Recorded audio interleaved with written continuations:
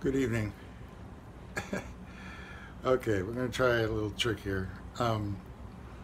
Tomorrow I will be glazing, and it occurred to me to try to demonstrate or show my glazing setup. And I'm not the bit about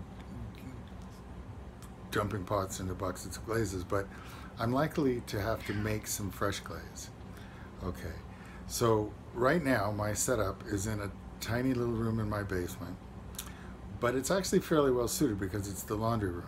Okay, so in no particular order, okay, there's the dehumidifier, which I recommend if you're in a climate such as mine. And then we've got a double sink there. You can see some of the stainless steel bowls. Below the sink there's a clay trap, which I very much recommend.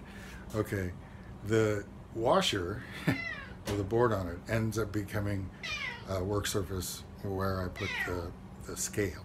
Okay, now in my case, the scale is one of these triple beam scales, this here, and it occurs to me that I actually have an electronic scale that I use for weighing boxes that go out and shipping, but I'm actually leery of having the electronic scale in this environment. I don't want the dust, and this works. It just requires, because the maximum I can do here is 600 grams, it requires more patience.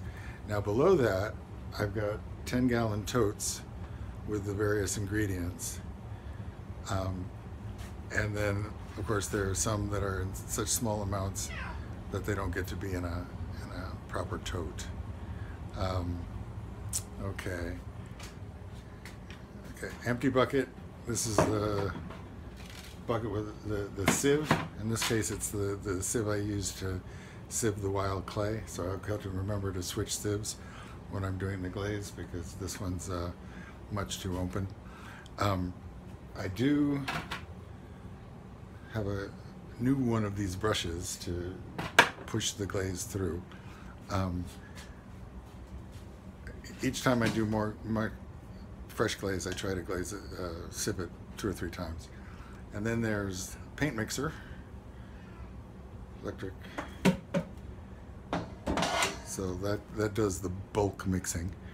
I think that's about it. I should say it took me years, I'm going to make everybody motion sick here, to work up to having actual grown-up scoops. For a while I was using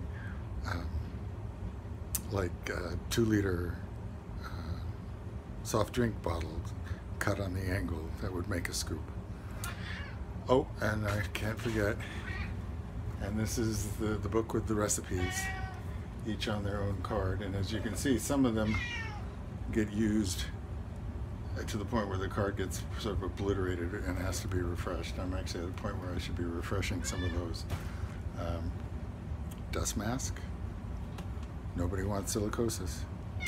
So, my very poorly camera tricked version of this is my tiny little glaze mixing studio, or corner of my studio. Have a good evening.